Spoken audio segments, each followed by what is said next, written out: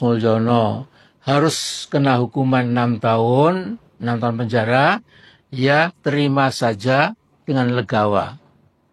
6 tahun memang lumayan lama, Mas Jokowi terima dengan baik rombongan para intelektual kita, termasuk Dr. Rismon tadi, kemudian juga Dr. Roy Suryo, Ahmad Hozinuddin, Dr. Eki Sujana, dan lain-lain, di rumah Anda di Solo besok 16 April.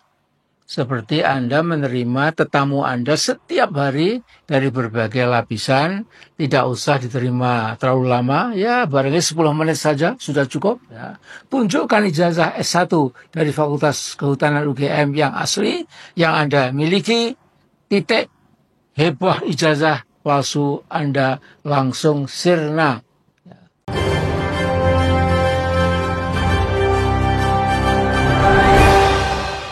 Assalamualaikum warahmatullahi wabarakatuh.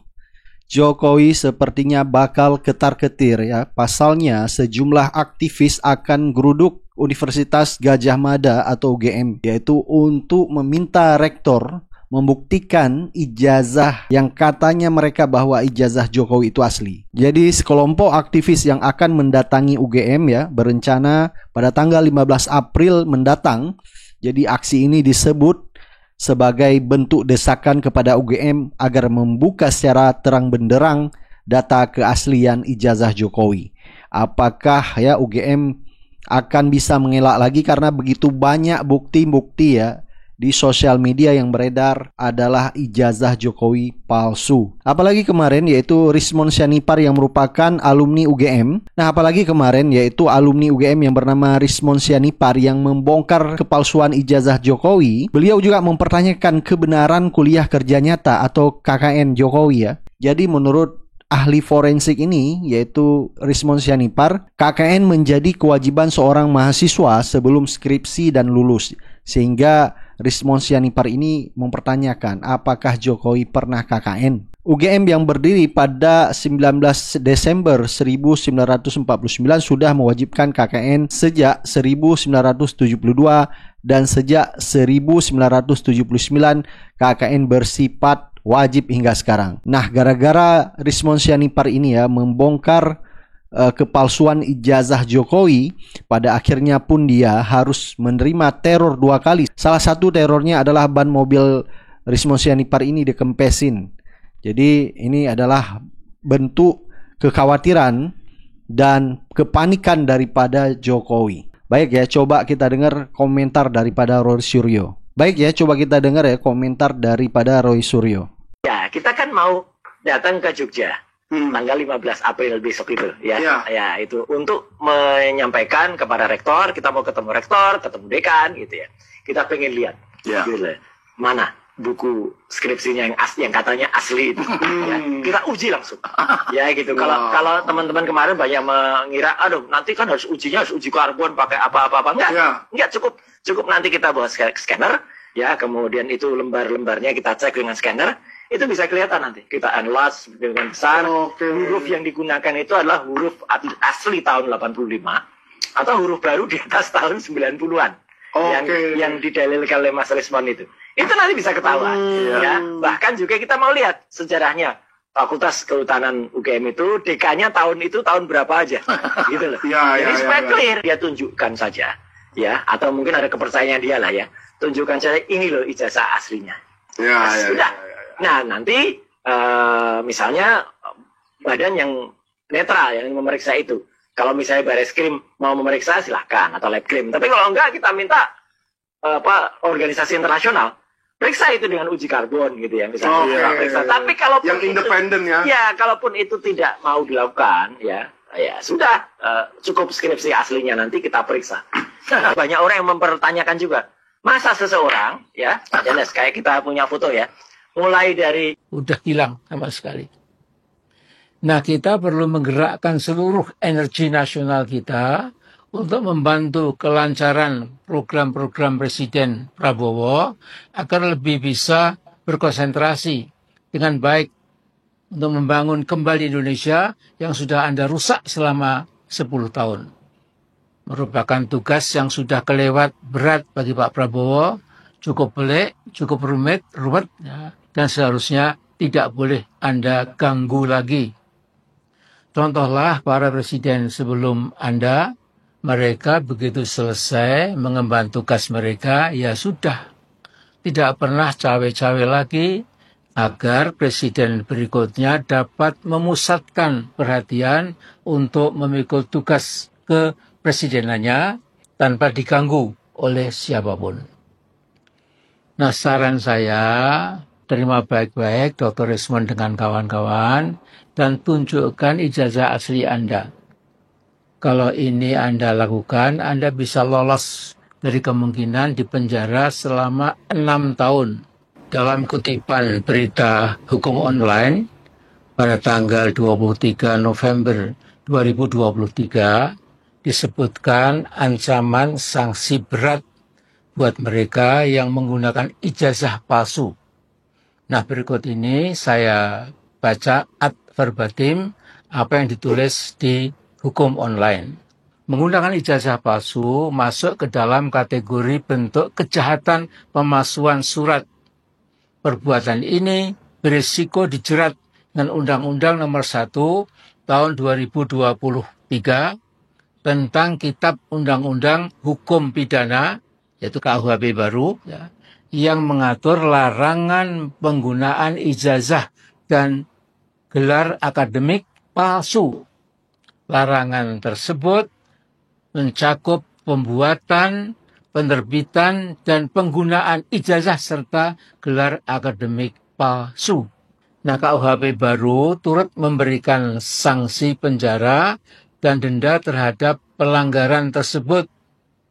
Pasal 272 ayat 1 KUHP baru menyatakan setiap orang yang memasukkan atau membuat palsu ijazah atau sertifikasi kompetensi dan dokumen yang menyertainya dipidana dengan pidana penjara paling lama 6 tahun dan seterusnya. Jadi Mas Mulyono hadapi dengan gagah berani dan sampaikan apa adanya. Tunjukkan ijazah asli Anda. Tentu kalau bisa ini ada yang diharapkan oleh sebagian besar anak bangsa. Namun bila Mas Mulyono harus kena hukuman 6 tahun penjara, ya terima saja dengan legawa. 6 tahun memang lumayan lama, tetapi nenek moyang kita sudah mengukir ungkapan yang sangat bijak, yaitu ngunduh waing penggawe. Jadi apapun yang kita alami, mutlak berasal dari ulah kita sendiri. Dari perkembangan yang ada, bukti baru itu, dan bukti baru itu sekarang adalah soal data dari anaknya Profesor Sumitro, Ahmad Sumitro sebagai dekan yang kemudian diaku sebagai pembimbing utama di dalam lembar pengesahannya skripsi Jokowi.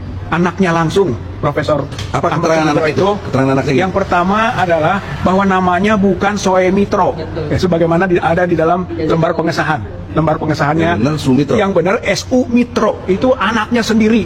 Dan anaknya itu Aida Grenburi itu juga alumni Fakultas Kehutanan UGM waktu bapaknya jadi dekan, sehingga dia lampirkan, dia sebarkan di media yang dinyatakan seperti itu. Itu satu. Yang kedua adalah bahwa tanda tangan yang ada di ijazah ya, di lembar pengesahan skripsi berbeda dengan tanda tangan Sumitro, begitu. Sehingga ini mencolok sekali sebagai penipuan atau pemalsuan. Sehingga itulah kenapa gitu kan, apa yang berkembang di media itu kita bawa ke Bareskrim sehingga menjadi bukti hukum. Itu meningkat kualitasnya.